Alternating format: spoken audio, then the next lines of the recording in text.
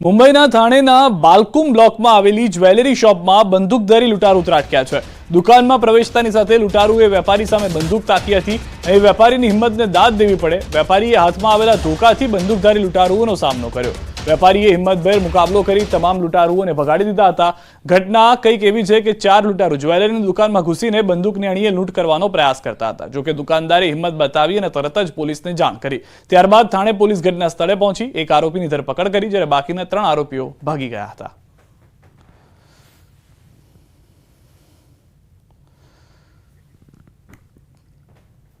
વડોદરાથી સમાચાર। મારેઠા ગામમાં ઘૂસ્યો છે મહાકાય મગર। 11 ફૂટ લાંબો મગર ગામમાં ઘૂસતા દહેશત ફેલાઈ ગઈ છે। ડુક્કરનું મારણ કરી મિજબાની માણી। વન વિભાગે ભારે જહેમતથી રેસ્ક્યુ કર્યું। 3 કલાક બાદ પાંજરે પુરાયો છે આ મગર। દ્રશ્યોમાં પણ આપ જોઈ શકો છો જે રીતે વન વિભાગને પણ જહેમત ઉઠાવી પડી હતી। આ 11 ફૂટ લાંબો મગર ગામની અંદર ઘૂસી જતા ગામજનોમાં પણ ભયનો માહોલ જોવા મળી રહ્યો હતો। સૌથી વધારે મહત્વની વાત છે કે સામાન્ય જ્યારે વરસાદ આવે છે ત્યારે નજીકના જે વિસ્તારો છે જ્યાંથી નદી પસાર થાય છે, નદીમાંથી મગરો બહાર આવી જાય છે। નદીના જળસ્તર ઉપર આવી જવાને કારણે આ પરિસ્થિતિનું નિર્માણ થતું હોય છે। ગ્રામજનોએ તુરંત જ વન વિભાગને ફોન કર્યો હતો। વન વિભાગની ટીમ પણ તુરંત પહોંચી હતી અને 3 કલાકની અંદર આ રેસ્ક્યુ હાથ ધરવામાં આવ્યું હતું। 11 ફૂટ લાંબા મગરને આપ જોઈ રહ્યા છો પાંજરે પૂરવામાં આવ્યો છે। હાલમાં ગ્રામજનોએ રાહતનો શ્વાસ લીધો છે।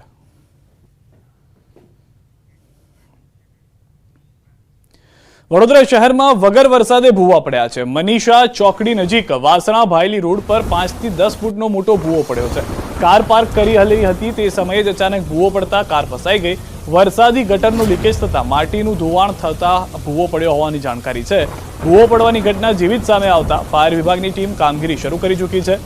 ફસાયેલા કારના માલિક સહિતના કારને પણ બહાર કાઢવામાં આવી હતી। પાર્ક કરેલી ગાડી હોવાથી કાર માલિક પણ ત્યાં જ ઉપસ્થિત હતા। ટ્રાફિકથી ધમધમતો રોડ હોવાથી લોકોને ભારે હાલાકીનો સામનો કરવો પડ્યો હતો।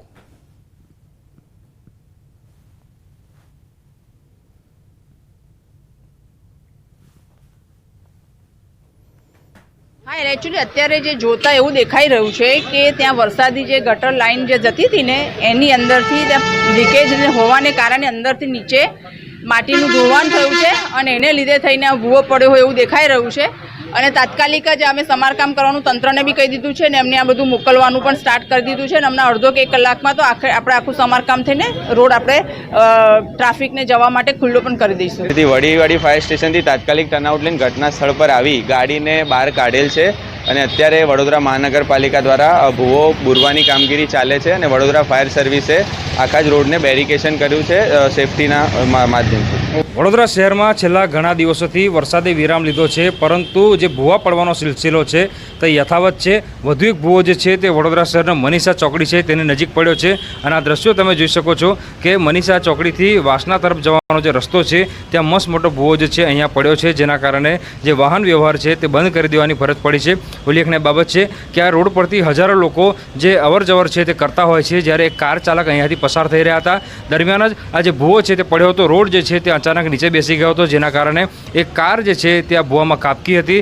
ફાયર બ્રિગેડની અને સ્થાનિક લોકોની મદદથી આ જે કાર છે તેને ભૂવાની બહાર કાઢવાની ફરજ પડી હતી। ઉલ્લેખનીય બાબત છે કે વડોદરા શહેરમાં છેલ્લા લાંબા દિવસથી જે છે ભૂવા પડવાનો સિલસિલો યથાવત છે। વડોદરા શહેરના જુદા જુદા વિસ્તારો હોય કે ત્યાં સતત ભૂવા જે છે તે પડી રહ્યા છે, ત્યારે ચોક્કસથી વડોદરા મહાનગરપાલિકાની જે કામગીરી છે તેની સામે સવાલ ઉઠી રહ્યા છે।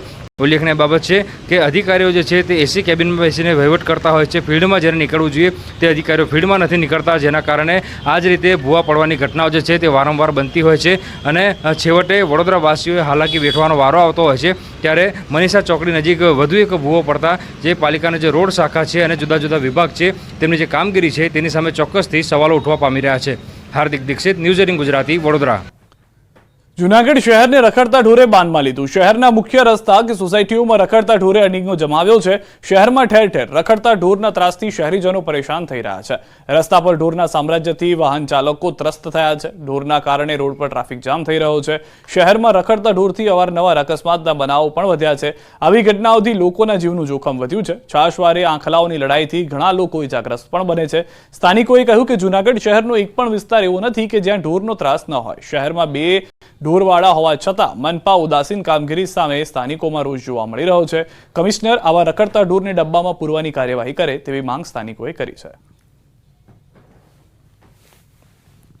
અને અહીંયા મંદિર આવેલું છે અને આજુબાજુમાં નાની બાળકોને પ્લે હાઉસ પણ આવેલા છે, જેને લીધે વાલીઓને પણ તકલીફ પડે છે અને દર્શનાર્થીઓને ગરડા બુઢા આવતા હોય છે, સિનિયર સિટીઝનો આવતા હોય છે અને ખૂબ જ તકલીફ પડે છે.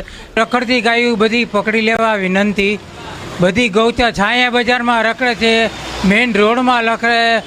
માણાને કેમ હાલવું એ તકલીફ થાય છે, ગઈઢા માણાને મોટરસાઇકલ લઈને હાલવું તો તકલીફ થાય છે. એટલી વિનંતી, બધી ગાયું પકડી લેવા વિનંતી. મહીસાગરના લુણાવાડા તાલુકામાં બિસ્માર રસ્તાઓથી સ્થાનિકો ત્રાહિમામ છે. આગરવાડા ગામના આ કાદવ કિચડવાળા રસ્તા જ જોઈ લો, જે ગ્રામજનોને થઈ રહેલી હાલાકીનો ચિતાર રજૂ કરે છે. ચંપાફળિયા, બારિયાફળિયા, ઘોડાવા, મુવાડા તરફ જતો રસ્તો ખૂબ જ ખરાબ સ્થિતિમાં છે. ચોમાસું આવતા જ રસ્તા પર કાદવ કિચડનું સામ્રાજ્ય જોવા મળે છે. રસ્તો એટલો લપસણો બની જાય છે કે લોકોને ચંપલ પહેર્યા વગર જ પસાર થવું પડે છે. એમાં પણ શાળાએ જતા બાળકોને ભારે હાલાકી થાય છે.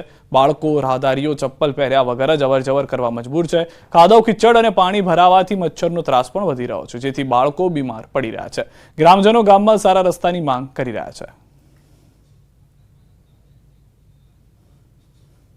ચંપાફળિયામાં વર્ષોથી આ દશા રસ્તાની અને બહુ કિચડવાળો રસ્તો છે અને બાઇકોવાળા બી પડે છે.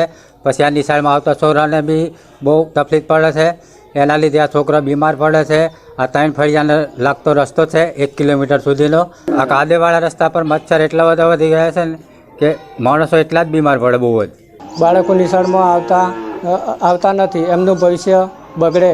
અને બાઇકોવાળા ઘણા સ્લીપો ખાઈને પડી જાય છે. અને અમારાથી આવવા જવાનો રસ્તો મેન એ જ છે.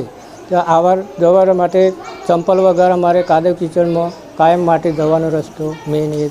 છોકરોની નિશાળમાં આવતે તકલીફ થાય છે, મચ્છર કરડે, તાવ આવે, બીમારી ફેલાય છે. અમારે ચંપલ પહેરીને જવું તો બી નહીં જઈ શકતા. તો આ કિચડ કાદવ હટાવવા અમારી વિનંતી છે. બહુ જગ્યાએ અરજી કરી છે પણ કોઈ સાંભળતું નથી અમારું કહેવું. મારા વર્ષોથી આજની આજ કન્ડિશન છે, કોઈ અમારું કોઈ હોભળતું જ નથી સાહેબ. આ રીતે આ રસ્તો આવો ને આવો છેકથી ચાલતો આવ્યો છે. રસ્તો કાદવ કિચડ, ચંપલ તો પહેરીને ચલાય જ ના, બાઇકોવાળાએ પડી જાય.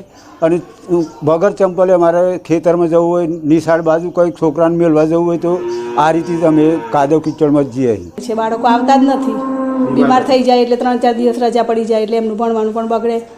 એટલે વારંવાર પાછા આવે, સાજા થઈને પાછા ફરી મચ્છર કરડે અને પાછા તાવ આવે એટલે ફરી બીમાર પડે. એટલે આની મારી ખાસ રજૂઆત છે કે આ તાત્કાલિક ધોરણે કરવામાં આવે આ કામગીરી. મહીસાગર જિલ્લાના લુણાવાડા તાલુકાના આગરવાડા ગામથી ચંપાફળિયાને જોડતો જે રસ્તો છે 1 કિલોમીટર સુધીનો ભારે બિસ્માર હાલતમાં છે. દ્રશ્યો બતાવી રહ્યો છું. ન્યૂઝ 18 ગુજરાતી પહોંચ્યું છે આગરવાડા ગામથી જે 2 ફળિયા જોડી રહ્યો છે, ચંપાફળિયું, બારિયાફળિયું અને ઘોડાના મુવાડા તરફ જે જતો માર્ગ છે તે ભારે બિસ્માર હાલતમાં અત્યારે જોવા મળી રહ્યો છે. આપ રસ્તા પર જોઈ શકો છો કે ભારે કિચડના કારણે લોકોને અવરજવર મુશ્કેલી પડી રહી છે. બાળકો પ્રાથમિક શાળાએ આવતા હોય છે તો બાળકોને આવવા માટે પણ આ કિચડની અંદર ખુલ્લા પગે ચપ્પલ ના પહેરાય તેવી પરિસ્થિતિ આ રસ્તાની અહીંયા જોવા મળી રહી છે. મહા મુસીબતે બાળકો છે તે શાળાએ આવતા હોય છે. આ દ્રશ્યો બતાવી રહ્યો છું કે આ પ્રાથમિક શાળા છે, ત્યાં આગળ બાળકોને મહા મુસીબતે પરિવાર અહીંયા લઈને આવવું પડી રહ્યું છે. કારણ કે જો બાળકો એકલા આવે તો સ્લીપ ખાઈને કોઈ અકસ્માત થાય, કોઈ ઘટના સર્જાય તેવા દ્રશ્યો અહીંયા જોવા મળી રહ્યા છે. ત્યારે આવા રસ્તાને લઈને અનેકવાર રજૂઆતો કરી રહ્યા છે. જોકે વર્ષોથી આ પ્રોબ્લેમ છે. અનેકવાર નેતાઓ સહિત જે તંત્ર છે તેમને ગામ લોકો દ્વારા રજૂઆતો કરવામાં આવી છે કે આ તાત્કાલિક ધોરણે રસ્તો હટાવવામાં આવે. કારણ કે ચોમાસાની અંદર 4 મહિના આ રસ્તાની હાલત ભારે બિસ્માર કાદવ કિચડવાળી જોવા મળી રહી છે. મિતેશ ભાટિયા, ન્યૂઝ 18 ગુજરાતી, મહીસાગર. આ તરફ કોંગ્રેસે બોગસ શિક્ષક કાંડના આક્ષેપ સાથે સરકાર પર પ્રહાર કર્યા છે. શારીરિક વિકલાંગતાના નકલી સર્ટિફિકેટથી અસલી ભરતી થયાનો આરોપ લગાવ્યો. સાથે જ કહ્યું કે જે લોકોએ સરકારી શિક્ષકની અરજી નહોતી કરી તેમની પણ મહેકમ કરતા વધારે શિક્ષકોને ભરીને કૌભાંડ આચરવામાં આવ્યું છે. વર્ષ 2010માં ખેડા જિલ્લામાં 141 વિદ્યા સહાયકની ભરતી બહાર પાડી, જેમાં 23 ઉમેદવારોને અરજી વગર જ ઓર્ડર આપ્યાનો કોંગ્રેસનો આરોપ છે. ગુજરાતની અંદર ખોટા વિકલાંગના સર્ટિફિકેટથી ઘણા બધા વિકલાંગ ઉમેદવારોને નુકસાન કરીને જે લોકો વિકલાંગ નથી એવા લોકોની શિક્ષકોની અંદર ભરતી કરી દેવામાં આવેલી છે. અને એ જ રીતે જ્યારે મહેકમ શિક્ષકોની અંદર હોય તો જે લોકોએ અરજી નહોતી કરી એવા લોકોને પણ પાછલા બારણે શિક્ષક તરીકે એમને નોકરી આપી દેવામાં આવેલી છે. અમદાવાદથી સમાચાર શાંતિ એશિયાટિક સ્કૂલમાં આગનો મામલો સીબીએસઈ બોર્ડને સેફટી અંગે બેદરકારીની કરાઈ જાણ શાળાને દંડાત્મક કાર્યવાહી કરવા કરી રજૂઆત ગ્રામ્ય ડીઈઓએ સીબીએસઈ બોર્ડને કરી રજૂઆત સીબીએસઈના નિયમ અનુસાર 5 લાખ સુધીના દંડની ભલામણ